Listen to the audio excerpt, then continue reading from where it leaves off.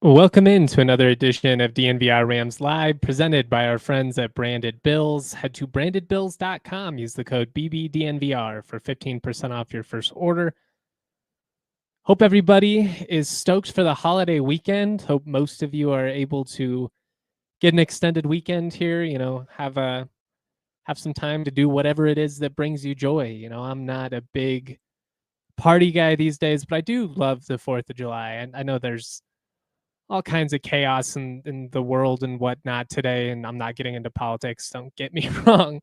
But I do think you've got to be able to embrace the opportunities to, enjoy a fireworks show, grill up some hot dogs, go to a baseball game, just little things like that. Especially the older that I get, the more inclined I am to try and embrace these types of just little moments along the way. Got the 4th of July Rockies hat on, even though they're so bad. We've got a fun show for you. I'm going to touch back on, basically, I'm going to build off of, I guess I should say, the conversation that we started yesterday. I laid out why I think that Brayden Fowler-Nicolosi in year 3 as a starting quarterback is in line to have a big breakout year. I talked a lot about how there have been weird circumstances that I feel like have limited his potential impact over the years. I laid out, why they leaned into the ground heavy offense this past year, but why that also kind of didn't maximize his strengths as a quarterback. And I just think there's an opportunity here with the receivers that you have to really take this passing offense to the next level, kind of get back closer to that 2023 type passing production. Brayden actually threw for the 4th most passing yards in CSU football history that year. Today, I'm going to build off of that. I got some comments on Twitter, great comments from, I know the Outlaws of Moby chimed in, a couple of other folks did as well, basically saying how excited they are for CSU's rushing attack. And I don't think I did a great job yesterday of touching on that element. And I'm with you guys. I do think that this offense has an opportunity to be quite potent on the ground. I think this 3-headed monster they can have at running back can be Brayden's best friend. And when you look at the history of CSU's most explosive and statistically productive offenses over the years, the years that they were putting up big numbers through the air, really putting up a ton of passing yards, they were really dynamic on the ground as well. So we're going to talk about that. I'm going to rank CSU's schedule 1 through 12 in terms of toughness. I'm looking forward to getting your guys' input there. We posted that on Twitter yesterday, kind of asking people. It seems like I am higher on Air Force than the consensus. Seems like the consensus is higher on Fresno State and UNLV than I am, which is not surprising to me. I've kind of hinted at that a couple of times in previous weeks. At the very end, I'm going to touch on why this whole conversation, this debate about whether the Pac-12 is going to be branded as a power conference or not, is really silly, and how we've really just created dumb stuff for content here, these arbitrary designations for the leagues. I do think there was a time where you had more clear-cut boundaries in terms of the pecking order. These days, it's basically the Big Ten and SEC and everybody else. And if you are arguing otherwise, you've got your head in the sand. So we've got a lot to get into. Say good morning if you're watching live on YouTube. If you wouldn't mind giving us a thumbs up, I certainly would appreciate it.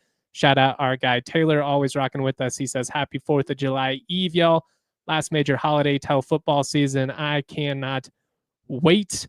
Shout out to all of you for 10,000 followers on Twitter as well. The DMVR Rams account recently hit 10K, which is really cool to see. I had like 500 when I took it over. So it's been cool to build it up over the years. And I certainly appreciate all of you for rocking along with us. Let's get into it, because I do think that some of what I said is going to get misconstrued. And part of that is probably my fault for not articulating it. I do think that, there have been times where Brayden has not lived up to his potential. And I'm not trying to say that he's above criticism. I got some people after the show, tongue in cheek, but basically being like, when Justin goes on another rant about the fans being, hypercritical, they're talking about me. And I'm talking about myself at times too. I mean, that's kind of the burden of being a quarterback, right? You get all the glory when things are going great. you also probably get an unfair share of the blame when things go wrong. And while again, there have been moments where, he hasn't lived up to it. I think back to, Wyoming in 2023, that game in Laramie was rough. He wasn't great in the bowl game, although there were a lot of circumstances that kind of worked against him from an offensive standpoint and just a personnel standpoint. They did not have the bodies at receiver they needed to play the way that they wanted to. But regardless, Brayden does have to step up, and he's got to elevate this team if they are going to have any opportunity to come close to their potential. I just feel like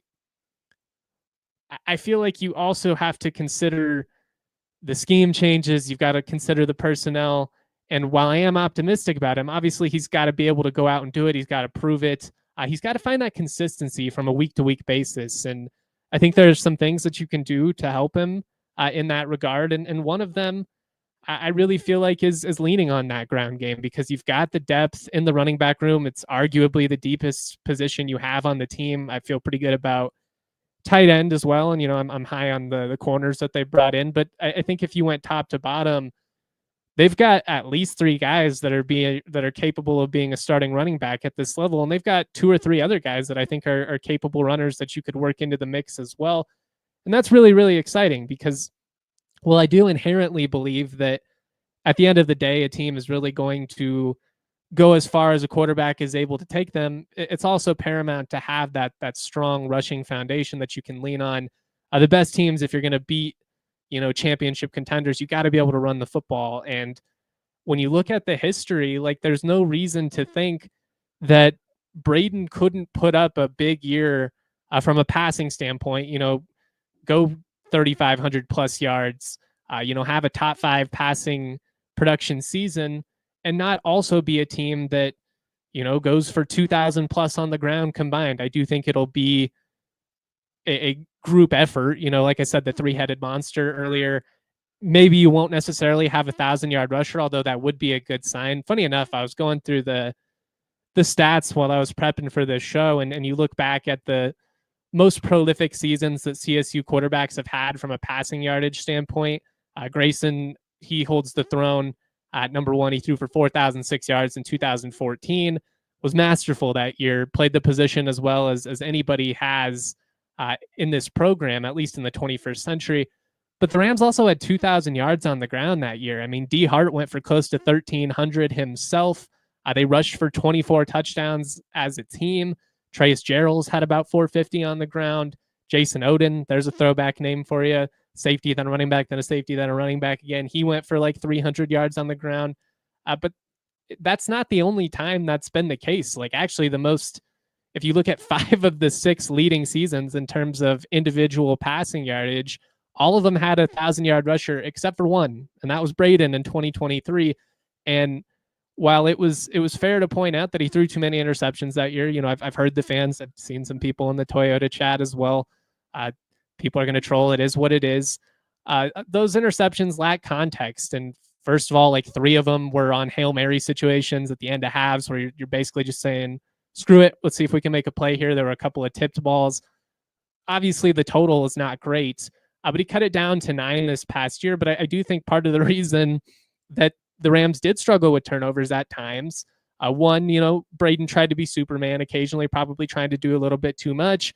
But I think it's fair to point out in his defense that they had no running attack whatsoever. Like, if you're, and I say this with a lot of love, like when you've got a walk on as your guy, as your lead back for the majority of the season, obviously, we saw Marshall kind of come along over the last couple of weeks, but I mean, Van Shield was the guy, and he had a fun season. He's a great story. I'm rooting for the kid, Colorado kid. I'm glad he's back in the program. I think he can be a special teams guy for you, maybe some short yardage carries as well. But like there was a lot left to be desired that year from a rushing standpoint. And if it can be closer to, maybe CSU's offense in 2014 is asking for a bit much, but that offense in 2017, Nick Stevens threw for the second most passing yards at just under 3,800. That team rushed for 2,600 yards on the ground and 26 rushing touchdowns. And I would say that was probably the closest setups to what we have on the current roster. You had Dalen Dawkins, who went for 1,400 on the ground, but Izzy also had 615 and like 8 touchdowns. I think those two combined for 16 rushing touchdowns. And then you had Rashad Body and Marvin Kinsey combined for about 400 as well. So the history says that the passing offense and being able to stretch the field vertically and having consistent success there and being aggressive, that doesn't have to come at the detriment of the run game. And really, in a perfect scenario, they're going to be working hand in hand. Grayson in 2013, that's the third most passing yards, threw for just under 4,000. CSU as a team rushed for nearly 3,000 yards. Obviously, Capri is a bit of an anomaly in this conversation. I mean, he had 1,741 yards and 31 touchdowns himself.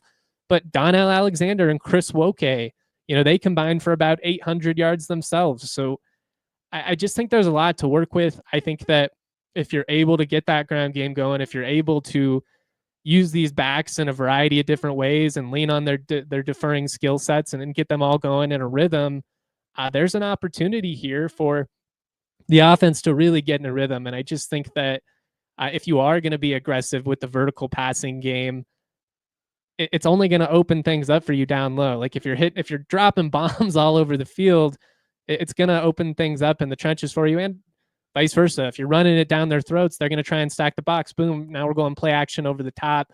I've talked a lot about why I'm intrigued by the tight end room. I think the fact that they can do some 2 tight end sets is going to offer a lot of versatility just with what they're able to do from a personnel standpoint, from a scheme standpoint. I just think it gives you a lot more options, and I think it's going to lead to hopefully a more creative, a more explosive, and a more dynamic offense than what we saw in 2024. There's a million reasons, and we've talked about it a million times about why CSU played the way they did last year. I don't think he trusted the receiving core once Horton went down, and the proof was kind of in the pudding there. There most certainly was a disconnect between the offensive and defensive staffs. The Freddie Banks situation was just not a good spot for a team that had conference championship aspirations. In hindsight, it's probably a blessing that they won 8 games in the first place. They probably did have some advantage from the schedule. I do think they won a lot of games last year that they just wouldn't have won in the past. I think a lot of the CSU teams in the last 15 years still find a way to go 5-7 or whatever it would have been last year, because they would have, blown it in the springs. They probably would have lost to Wyoming. Like even that New Mexico game with what Dampier was doing at the time. I mean, I do think that they took a step in the right direction in terms of toughness and finding a way to grind out some of these competitive games.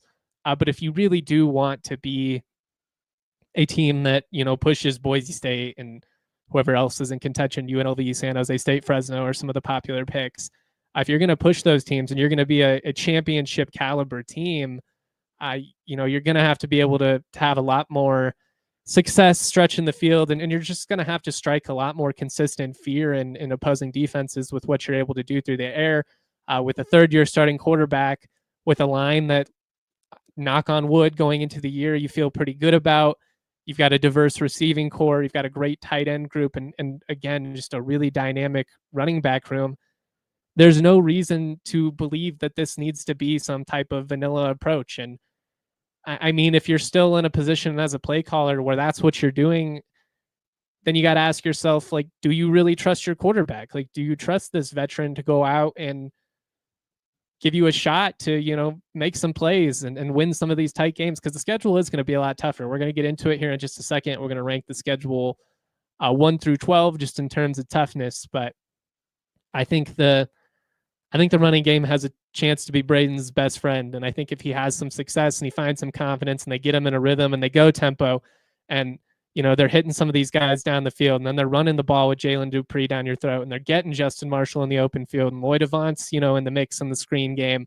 I just think there's an opportunity for this team to be pretty tough to stop. And when you look back at some of those groups of 2014, 2017, 2013, statistically, some of the best and most productive offenses we've seen at CSU, I think there's an opportunity here for the Rams to be in that conversation.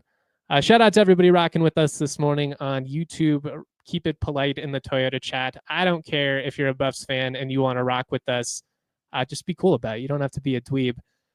All right, let's take a quick break and then let's rank the schedule 1 through 12. If you've got any questions, comments, throw them my way. We'll get to as many as we can.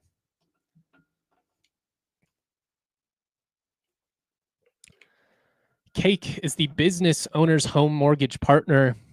They specialize in non-QM loans, and some of the problems they solve are making it easier to get approved for loans as an independent employee. Like, let's say you're an independent contractor, a creative professional, a tech entrepreneur, a freelancer, anything like that. It can be really challenging to get home loans, to refinance, to get business loans, because you're not going to show a lot of regular income. If you're a regular employee of a company, you get a W-2, your income shows on your tax return. Traditional lenders, they love this. It's simple, it's cookie cutter. It's just a more complicated process for business owners.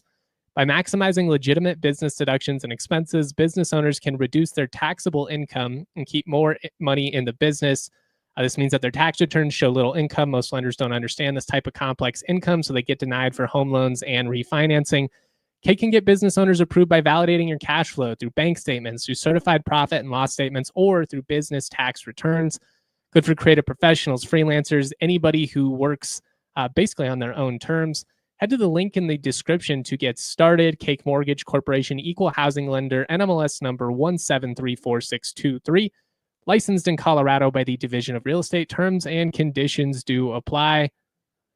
Just like your favorite team needs a home field advantage, your home needs a home flooring advantage. Nobody does it better than our homies at Empire Today.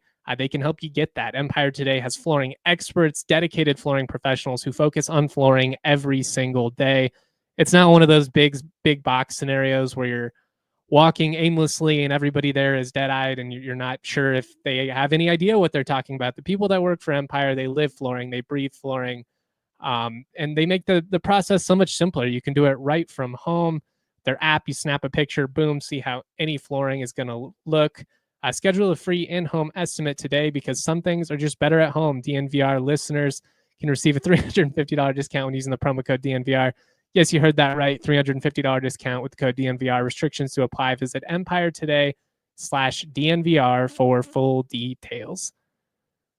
Alrighty, great to see everybody rocking in the Toyota chat. My guy Aaron says nothing celebrates the July 4th holiday quite like Justin waxing poetically about the Grundle.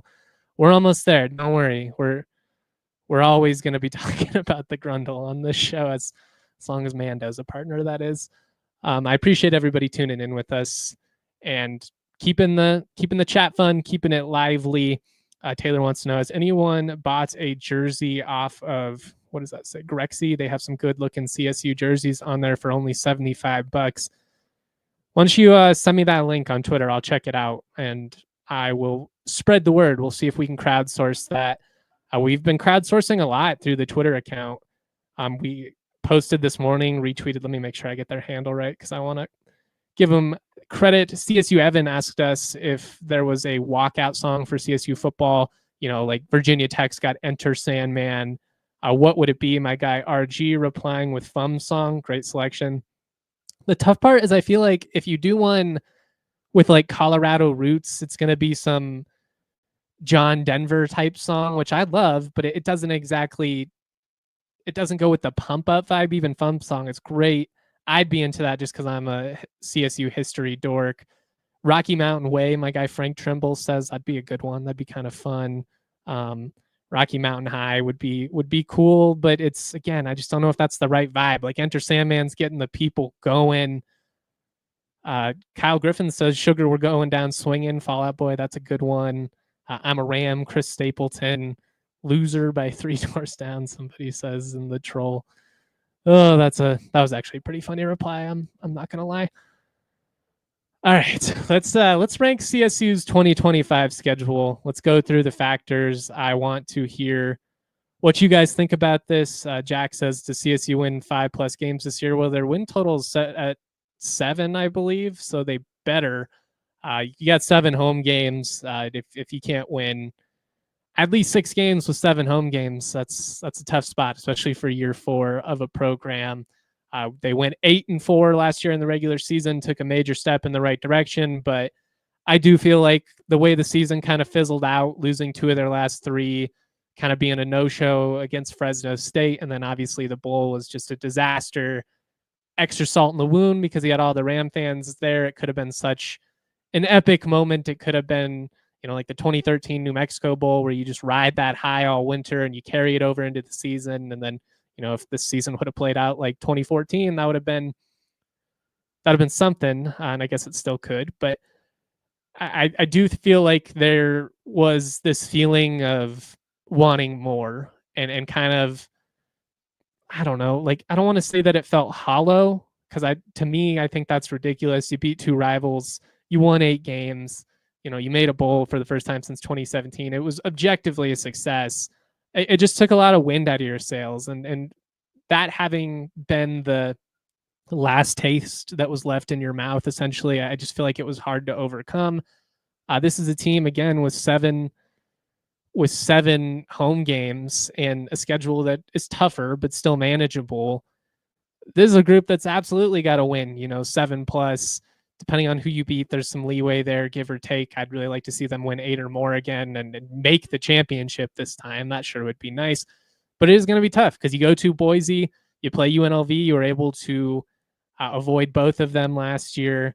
Spence says 9 wins or we hire the Kubiaks. I'm going to be honest, man. I think being an NFL OC is a far superior gig to being a college coach at most institutions these days, just with the chaos of the portal, trying to build a roster. You do very little actual coaching. I mean, I guess it's changing a little bit because we're seeing a lot of these teams invest in like true GMs and recruiting personnel in a way that's closer to a NFL GM type, structure.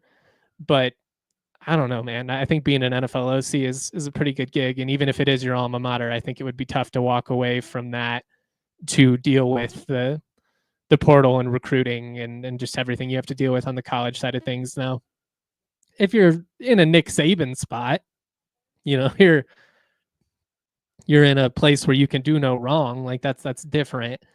That's probably the best gig in sports, like when you're in that spot, but there are just so few of those. All right.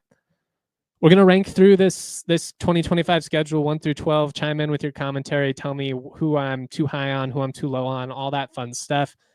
I did, before we got into this, just want to add some context as to why I rank certain games tougher than others. To me, road games are the toughest part of college football. Obviously, rivalry games, there's always going to be just the hatred factor.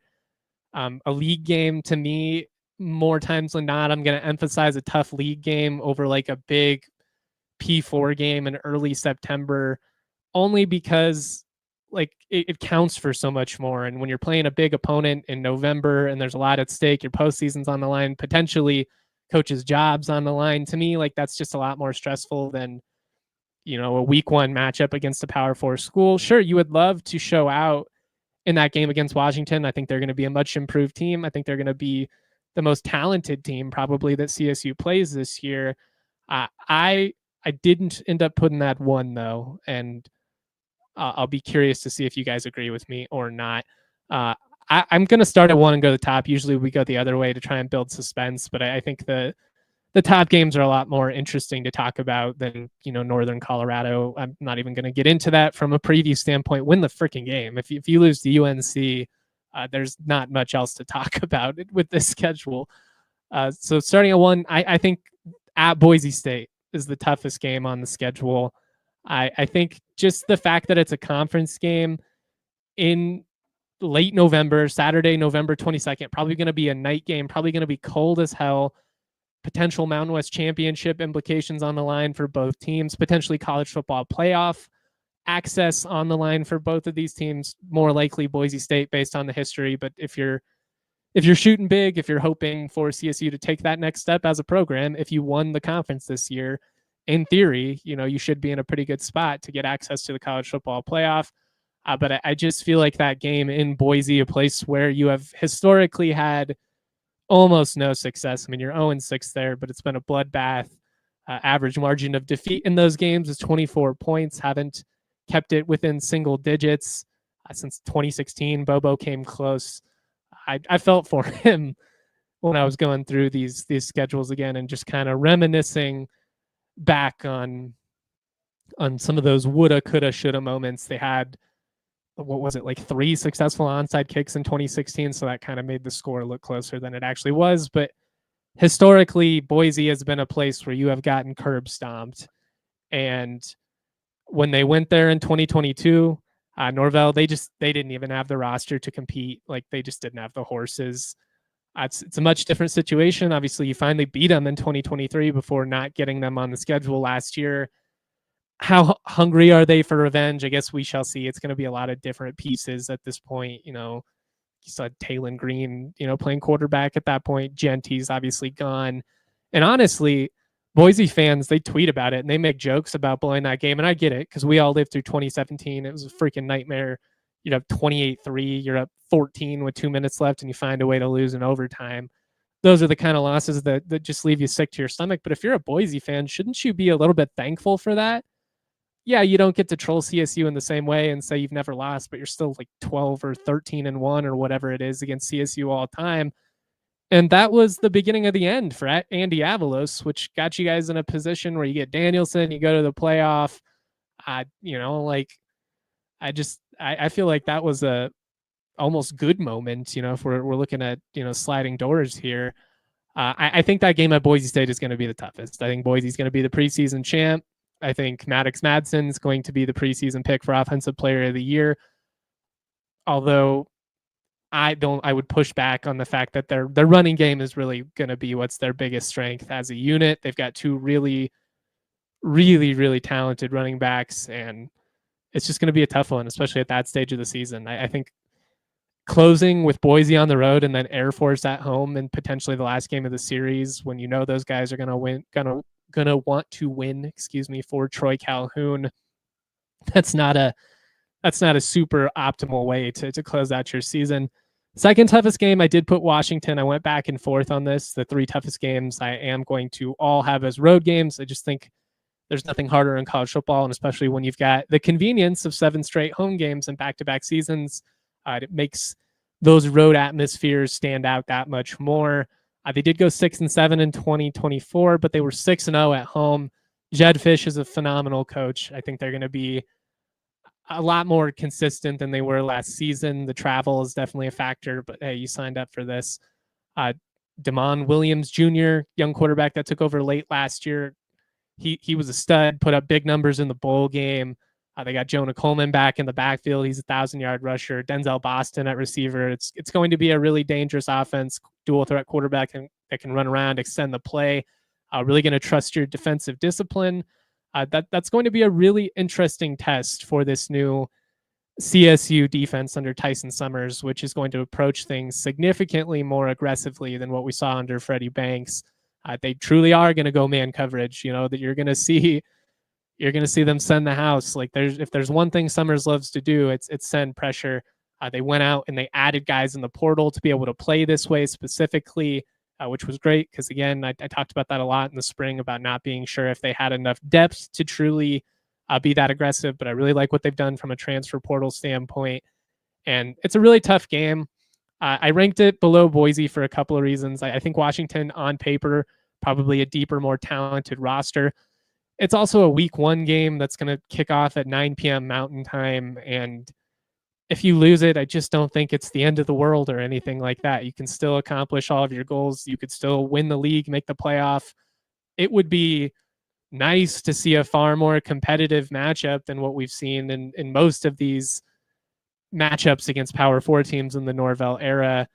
Not just him. I mean, really going back to, it's been pretty much since McElwain. Like, I know Bobo had a couple of moments there. They were competitive against Minnesota, but blew both those games. Did beat a terrible Arkansas team at home, I guess.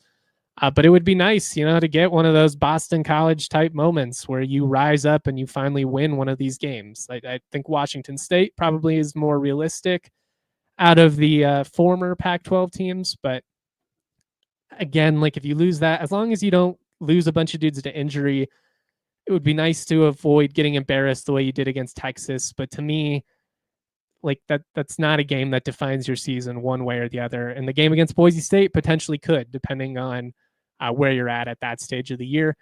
We're going to get into 3 through 12. Comment in the Toyota chat who you would rank next I'll shout out a couple of our other partners, though. If you're looking for banking that plays at your pace, whether you're tailgating, grabbing halftime snacks, or catching the game from the couch, First Bank is in your corner with their secure, easy-to-use mobile banking app. You can check your balance, split the tab for stadium nachos, stay on top of your money anytime, anywhere. It's like having a financial MVP in your pocket. Here is the play that pays. You can earn $300 when you open a new First Bank checking account. Use it to score CSU football season tickets. Use it to go up to Wyoming and buy a buttload of fireworks. I was thinking about the other day, who do you think is going to make more tax revenue we'll go back a week and we'll go through the end of the 4th of July. Is it Fort Collins dispensaries cashing in on Wyoming people crossing the border, or is it Wyoming fireworks shacks counting on Colorado people crossing the border? Either way, you could have $300 to blow and make your choice. First Bank makes managing your money feel like a win. No games, just solid tools help you stay in control right from your phone. If you're ready to take your banking game to the next level, head to efirstbank.com/bonus. That's efirstbank.com/bonus. Certain restrictions and requirements to apply. Member FDIC. All right, get your shot glasses ready, y'all. Mando is a men's deodorant brand that's hyper-focused on keeping every aspect of a man's body smelling fresh and clean. They mean every aspect. They're talking your pit. They're talking your balls. They're talking your butt crack. They're talking your grundle. Their scents are geared towards men with options like bourbon leather, Cloverwoods, Mount Fuji, Pro Sport. It's smelly season. I'm going to be especially smelly this summer, given that my air conditioner went out. Really a big bummer. I'm going to load up on Mando, and you should too. It's created by a doctor who saw firsthand how normal BO was being misdiagnosed and mistreated. And what's cool about Mando, whatever you're into, they've got it. Solid stick deodorant, cream tube deodorant. You can get both of those in their starter pack, plus 2 products of your choice, like mini body wash, deodorant wipes. You're going to get free shipping. And there's a special offer for our listeners. New customers get a $5 discount off that starter pack with our exclusive code that equates to over 40% off your starter pack. Use that code DNVR at shopmando.com. That's shopmando.com. Please support our show. Tell them we sent you. Smell fresher, stay drier, boost your confidence from head to toe with Mando. All right. Let's get back into it. We had Boise and Washington at 1-2. I've got the game at Wyoming as the 3rd toughest game of the schedule. And honestly, when I did the original list, I had it as 2. I had it above Washington because to me, this rivalry game, it defines your season a hell of a lot more than, an early September game against Washington or even Boise. Like Boise, we've lost there a bunch of times over the years. Yes, it would be nice to finally kick that door down and have it be a more consistent thing.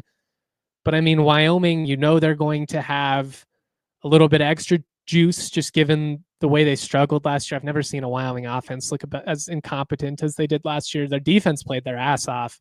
It actually reminded me a little bit of CSU against Wyoming in 2022.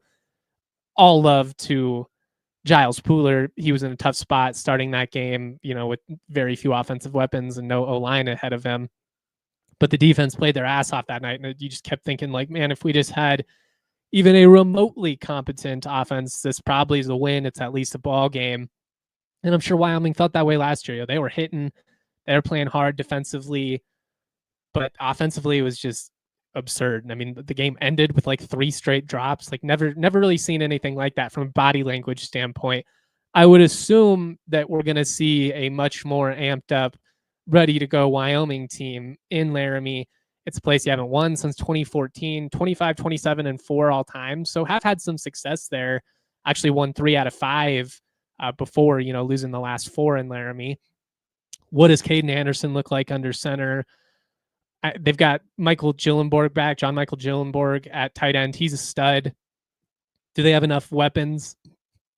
Outside of him, it was a tough spot. They lost their running back to the portal. So we'll see. But I just think that game in Laramie is always going to be a challenge. That time of year, it's probably going to be cold. It's a game that could really define your season one way or the other. And number 4, we're going Washington State.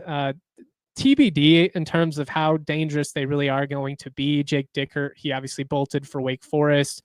Star quarterback John Mateer, he hits the transfer portal and ends up at OU. They bring over South Dakota State Jimmy Rogers, who, if you remember, came in and beat the hell out of Steve Adazio's Rams in 2021. So I got a lot of respect for him. Won a national championship in 2023. That's been a very well-coached program for a long time. I am interested to see how it translates at this level, though. I do think that it was a good hire given the circumstances. I think from an identity standpoint, this Wazoo team's going to be a lot more like we saw with those South Dakota State teams, more of a ground and pound, beat you up physically in the trenches, then spread it out, throw it all over the place like we saw throughout, the Mike Leach era, and then even after with Rolovich and the last couple of years, Dickert, they were still slinging it. I think it's going to be more of a physical run the ball type approach. But that also feels like a game you got to win. Like Washington State's really beat you pretty good in the 2 times you played in the last 5 years. You're at home. Again, I keep coming back to 4th year in the program for Norvell. You've got a 3rd year starting quarterback. Like, this is a moment you've got to rise to the occasion here. If you lose, it better at least be a great game. Because if Washington State comes into Canvas and embarrasses you again in September, especially if you've already, potentially gotten beaten pretty soundly by Washington, now all of a sudden you've got the hot seat rumors coming up, and you get like the questions of, is he even going to make it, to November? And it just adds so much pressure. I think a hot start is going to be really important for the dynamic of this team this year, just with being able to avoid some of the outside noise from people like me who get on a microphone and poke, holes and are critical. But I mean, at some point it is put up or shut up time. And it feels like with the 3rd year starting quarterback, with all the talent you got in the portal, now's the time. Like, now is the time. If this is going to be a program that we're going to really buy into, if they're going to ride high into the Pac-12, if Norvell is going to solidify himself as the guy that takes this program into that new era, you've got to have a better showing in September than you have had these last couple of years, because it just takes all the excitement, all summer you're ready, you're building up for football, and then it's just so anticlimactic. And we got it going a little bit there in October, and it ended up being a fairly fun season, just given the rivalry wins. But it would be nice to, have a 3-1, a 4-1 type start and get the ball rolling here. Again, I am higher on Air Force in the consensus. I have that as the 5th toughest game of the season. It's the last game of the year, potentially the last game of the series. Air Force has some continuity on offense. Usually that's a spot where they're pretty competitive under Calhoun. They won their last 4 games of the regular season. I do feel like CSU caught them at the right time last year. They're going to want to go out on top. They love that shit. They love being able to play spoilers for CSU and CU. They have been the most successful program in this state over the last 2 decades. They've been CSU's bully throughout the Mountain West era. Even Sonny had some struggles with Air Force, far less than Bobo and all these other guys seem to. But this is an opportunity for you to go out on top, to win a trophy game in front of your fans again, potentially, to play your way into a conference championship or something, or a better bowl game. I mean, it's one of those games I think you've got to win. And I think Air Force is going to be, if not the most improved, one of the most improved teams in the entire league. 6, I'm going UNLV. They added a ton of power forward drop downs. Everything is new, though. How quickly can you get those pieces to gel? They don't play quite as tough of a schedule as last year. Kyle says in the Twitter chat, it's a great comment, I will never bet against a Calhoun coached Air Force team. Kyle and I saw firsthand, although our CSU teams that Kyle and I worked for, we had some success against the Fly Boys. Whooped them up pretty good in 2013. That was one of my favorite memories from that period to reach bowl eligibility. That second half of the 2013 season was magical. Aaron says at some point in the future we will play Air Force again. Just might be a decade. Yeah, I don't think it'll be the last game ever played, but the last game as the current rivalry is constructed, an annual series. And frankly, after all the bullying that Air Force did over the years, all the success they've had against CSU, would be really nice for the Rams to go out with a couple of wins and at least get to have that, on the record books. Again, UNLV, that's what I've got as the 6th toughest game. They've added a ton of talent. There's a world in which that's like an 11-1 team that goes to the playoff. I know they're the sexy pick off of last year. but it's tough to be in that spot when you've got so little continuity on either side of the ball. All your most significant contributors are gone.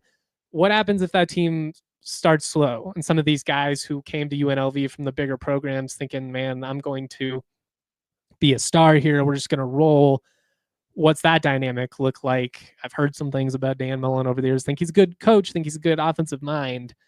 I don't think he's the kind of coach where when things get tough and guys are really broken down, he doesn't feel like a build you back up type coach.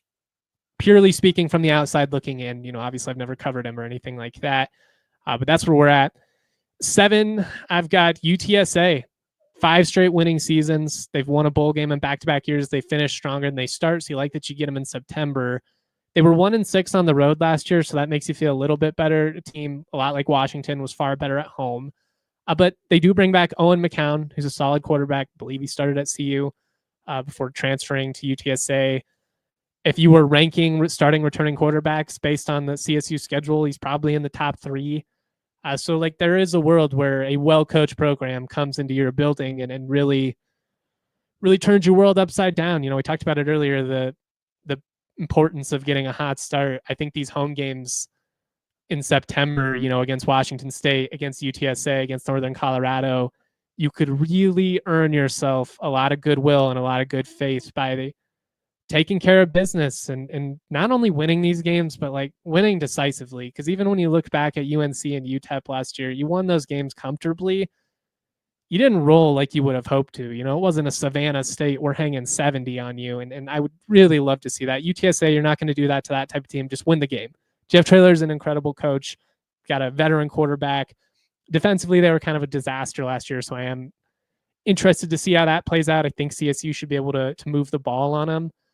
But that's a deceptively tough game. And if it weren't for, Air Force and UNLV and some of these tough league games, I think it could have an argument as being like a sleeper top 5 toughest game on the schedule, especially because if you win it, you get no credit. It's kind of like playing an FCS team. That's not really fair in my opinion, because again, you look at the record these last couple of years, although it is trending, they're not double-digit win seasons like they were a couple years ago under Traylor. That's a really good program. And if you beat them, people are going to be like, whoop-de-doo. You beat University of Texas at San Antonio. But if you lose to them, even though they have had 5 straight winning seasons, have won a bowl game in back-to-back years, you're going to get memed and people are going to make fun of you. Oh, you paid them to come beat you. It's not a great spot. It's a game that I'm okay with on the schedule. I'd rather have it than most FCS teams. But again, it's a game that doesn't do a whole lot for you. But honestly, at some point, I don't care. Just win the game. Just win it. Like I can point out all the context. I can do the, well, actually, until the cows come home. But like McElwain's not losing that game. Sonny's not losing that game. These are the types of games you've got to stop losing. And I think they did a better job of that last year. Can you do it again now? That's going to be a big question mark. Fresno State at 8. I'm a little bit lower on them than the consensus. Matt Entz comes over from USC. I think he was a linebacker coach there. He was a great coach at North Dakota State for a long time before that, multi-national championship winning coach. They've got EJ Warner coming over from Temple under center. Mikey Keene is now at Michigan. Malik Sherrod, their star running back, now at Boise State. Jalen Moss, leading receiver, goes to Fresno. Going to be a completely different looking offense. Defensively, you do have some talent, especially in the trenches. I'm drawing a blank on the defensive lineman who transferred over from Texas. He's a stud. I voted for him first team all conference. I don't know though. You just lost so many parts on both sides of the ball. I don't think they'll be a train wreck. I also just don't think they're going to be a top 3 or 4 team in the league like many around the country seem to project here. All right, let's take a quick break and let's finish this up. And then at the end, I'll give some thoughts on the terminology and power conference and why it's all become silly and why I don't really care what you call the Pac-12 as long as it's definitively a top 5 league with access to the CFP. But let's shout out these last couple of partners. If you're looking for banking that plays at your own pace, whether you're, I already did that one. What are we doing? I got to shout out Toyota. Trucks have always been a part of their DNA. Use that money you get from the bank and go to Toyota. Whether you're conquering off-road trails or hauling the weight of the world, there's a truck that's just right for you.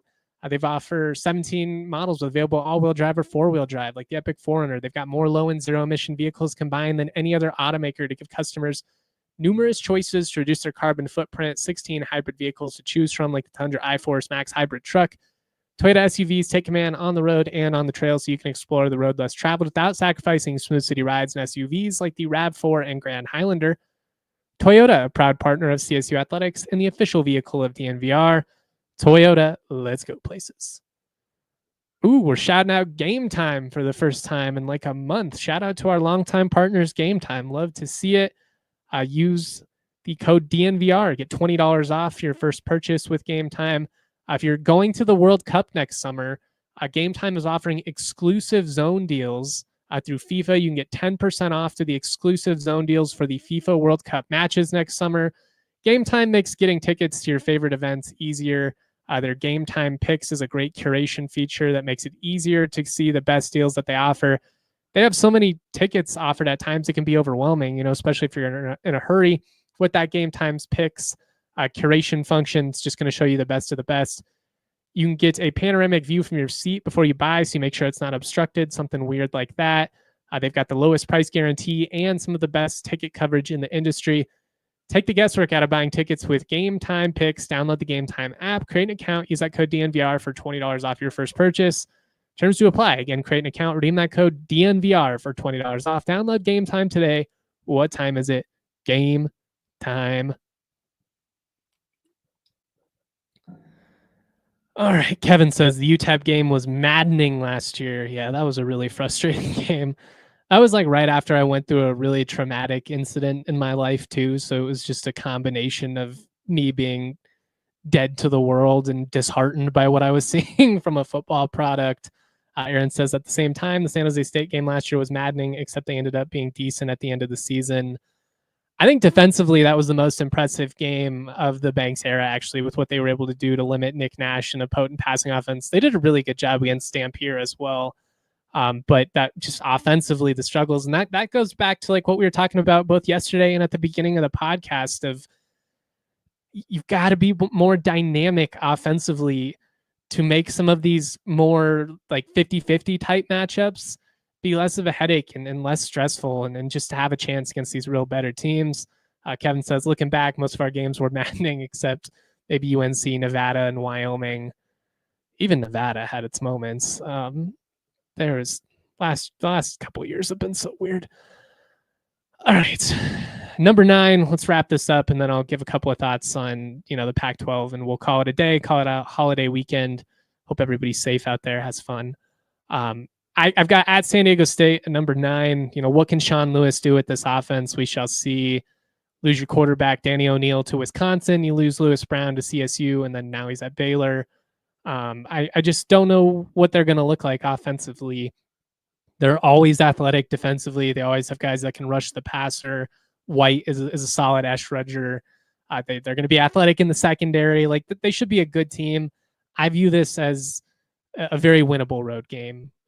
Boise, Washington, Wyoming, those are really tough. If you can go 3-2 on the road this year with a border war win, like to me, that would be a success. But I've got San Diego State at number 9. I've got Hawaii at 10. Timmy Chang versus Norvell, round 3. They kept you from making a bowl in 2023. What does that offense look like with a young and up-and-coming quarterback? They do have a really good receiving core. I voted 2 of their 3 receivers preseason all-conference. It was actually really weird going through that and seeing how few guys CSU had in the mix offensively for the first time in a long time. Like it's Brayden, Justin Marshall was on the ballot. It's not just me submit my picks. There's like a list of people that are basically submitted by the schools, and then you rank them and they get points based on how high you rank them. That's kind of how that process works out.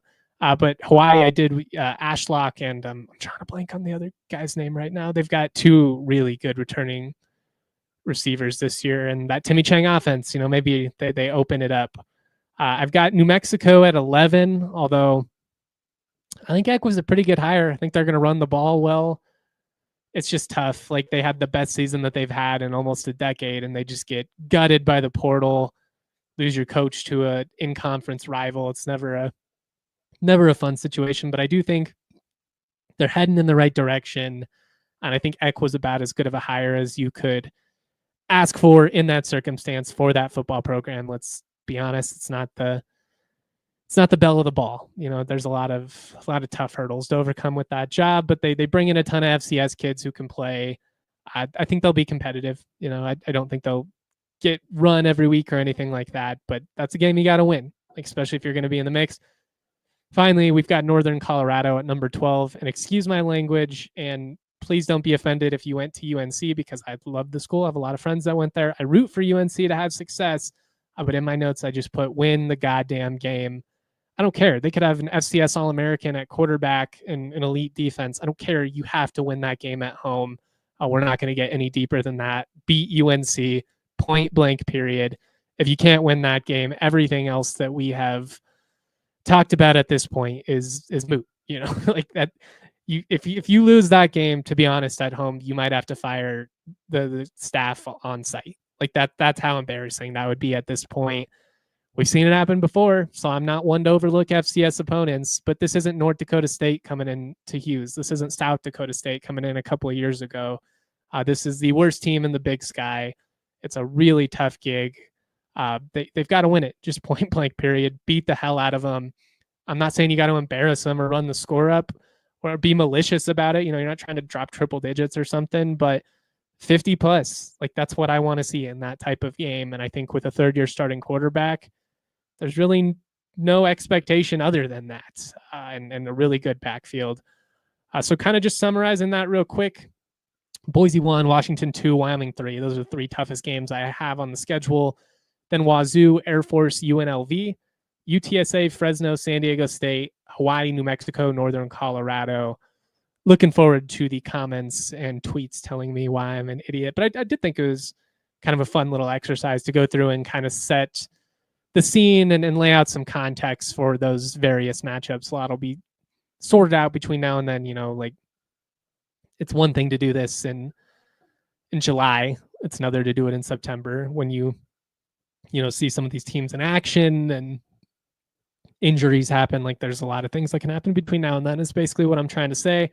But that's where I'm at with the schedule. I think it's tougher than last year.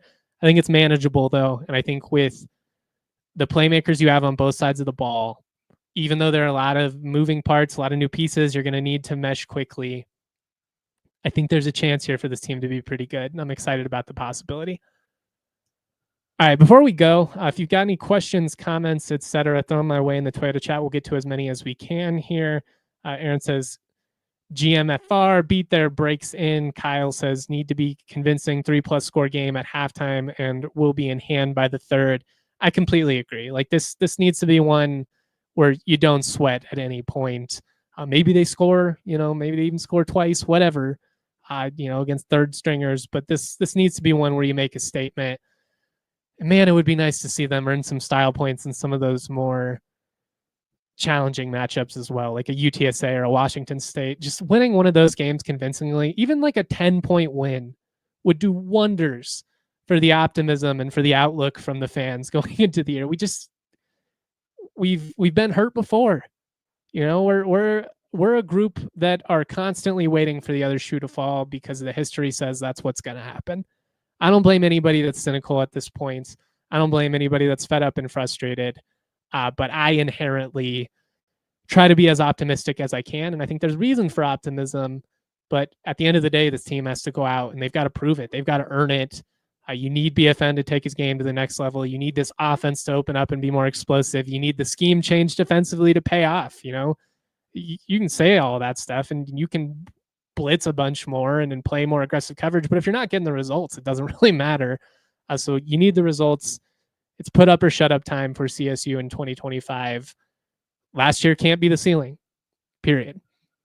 All right, the last thing I wanted to touch on, other than, if you've got any questions, comments, put them my way, and we'll get to them here. I just want to give a couple of thoughts. I'm not going to be too long-winded with this. I've made it pretty clear how I feel about the future Pac-12. I'm excited for the opportunity. I don't think that Texas State was the PR win that Memphis would have been, even probably UNLV, just because you further kneecap the Mountain West at that point, although I firmly believe UNLV's value is overstated. I don't understand where the pretentious mindset comes from that fan base. You have one winning season in 30 years and you're talking shit like you're going to be a bigger deal than Boise in the modern era. Like, pump the brakes, stay in your lane a little bit. You had a great run, but you haven't done anything in basketball in my lifetime. And you've had one significant football season ever. And you still didn't even, win the conference championship. You lose to Boise twice. Like, great year, but pump the brakes. That's all I'm saying.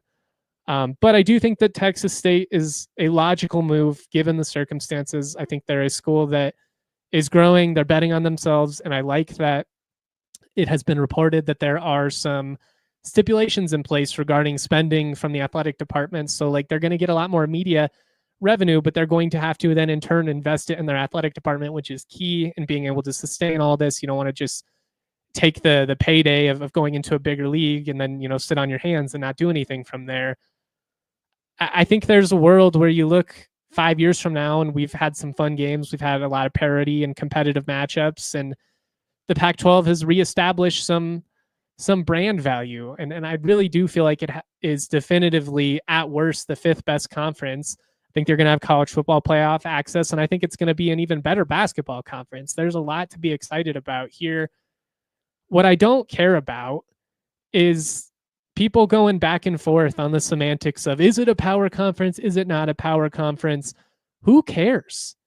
First of all, when you go back to the beginning of the college football playoff era, the lines were more clearly drawn. And I do think the terminology more or less made sense. I think it's something that's a little silly that we have to do it. We didn't always have this. We weren't talking about the Power 5, the Power 4, in the early 2000s and the 90s. I know so much has changed about the game, but it's really gotten under my skin a little bit how judgy certain sectors of college football fans have been about us essentially being excited about the Pac-12. Oh, enjoy your little league there and, enjoy your G5 conference, whatever. You want to call it Power 5, you want to call it Group of 5, it really doesn't matter as long as you've got access to the playoff. And what I have constantly argued is that if you're the Big 12, who I obviously get a lot of flack from just because of the CSU-CU dynamic, but there have been some others as well. If you're the Big 12 and you're looking down from your ivory tower, it's a little bit ironic considering that 6 of your 16 teams in the last 10 to 15 years came from the G5 conferences that you're mocking. BYU, Utah, TCU, those were Mountain West staples of the 2000s. You had Cincy, UCF, and from the AAC who were in that league less than 5 years ago. That's almost half of your conference is teams that are on par with CSU, with Boise State, with Fresno, with San Diego State. And the premier brands of your league these days, without Texas, without OU, it's Iowa State and Kansas State and CU. Like, CU's the most recent team in that league to have won a national championship. And that says something, a program that's won one conference championship in my lifetime. I'm not doing this to stir shit up. I'm not trying to make this a CSU CU thing. But when you get all high and mighty and snooty and, you're not a power conference, well, neither are you. When the premier brands of your league are Iowa State and Kansas State, I've been to the U of A. I've been to Kansas and Kansas State. I've been to CU. I've seen all these campuses. I've seen the facilities. They don't have anything on CSU or a lot of these schools that are going to be in the Pac-12. A lot of these schools were associated with each other in the last 10 years. To act like the gap between the Big 12 and the Pac-12 is so significant that they're a power league and then the Pac-12 isn't. I don't know, man. You got to get over yourself a little bit. And I just feel like these arbitrary lines have been drawn when in reality it's the Big 10 and the SEC and everybody else. My guy Aaron Harris, good friend of mine, we were talking yesterday. He pointed out if you did it like a Bill Simmons segment, who says no? He loves to do those trades and whatnot. There isn't a team in the country, whether they're in the ACC, the Big 12, the Pac-12, the American, whatever, the Mountain West, UNLV thinks they're going to go up. There isn't a team in the country that wouldn't jump at a chance to join the Big 10 and the SEC.